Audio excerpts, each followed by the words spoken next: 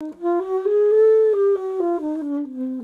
loves music. He listens to music all the time. Finding comfort through creativity.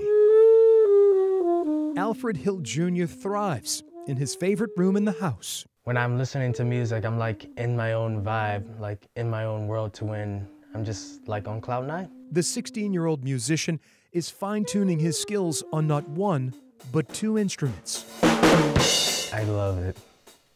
I love it a lot. Like many other teens, the 10th grader at James River High School is also fascinated with models. It's a very sweet looking car. You know, it's amazing. I really like the design. Mars and the stars. Well, you got Mercury, you got Venus, you got Mars, you got Earth. And Minecraft. And now this is iron. I would need it for armor and better tools. His bedroom also offers an escape from the pain. I didn't get treated that very well in school. It was hard to fit in sometimes with the other kids. In middle school, the soft-spoken Alfred was the frequent target of insults. It was very hard, and I got bullied for that because I would, I guess, stand out because I would act more different than the other guys. The abuse cut deep. I know one day I'll find those people that I can relate to. People always find an opportunity where they can, you know, pick on a kid that they think that doesn't have a lot of self-esteem, but he does. He does. Pamela and Greg Hill ached for their son. They say AJ does not have a mean bone in his body. I still have to give him the love and nourishment, but I want him to make good decisions. And me and my wife support him. During the pandemic, at-home learning gave Alfred the time to pour his heart and soul into his two favorite passions. I discovered it when I was 7 years old. Writing and doodling. This is where I would do my character sketches or just free write about scripts and stuff.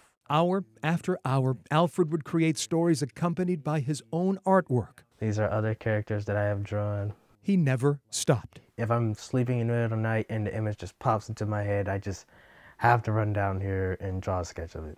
Alfred thought others might like to read his tales featuring Arlo the Teen Sleuth, a character loosely based on Alfred. I'm also a teenage detective. I love solving mysteries no matter how crazy they are. After many redrafts and fine-tuning, Alfred became a published author. Middle School Mystery Pool Party Disaster. Alfred's first book hit shelves last August. Really, it brought joy to my heart to see people enjoy my story because I have never gotten that reaction. The literary feat is fueling Alfred's confidence in and out of class. It's like filled with emotions, like I'm going to cry because I would never think that I would hold a book that I have wrote and published. Mom and Dad could not be prouder. He has accomplished so much in his life, and you know, I just look forward to all the great things that are coming his way. The young author is even recruiting big sister Izetta to handle his marketing and book signings. We all keep one of the, hard copy books. I have one in my room. My mom has one. Just to kind of realize, like, this is where we started, and to know now where we are, it's amazing. Riding the wave of success, Alfred is already working on a follow-up. It's very hard to do a sequel when your first book is, like, amazing. The title and storyline, though, remain highly classified. Yes, top secret.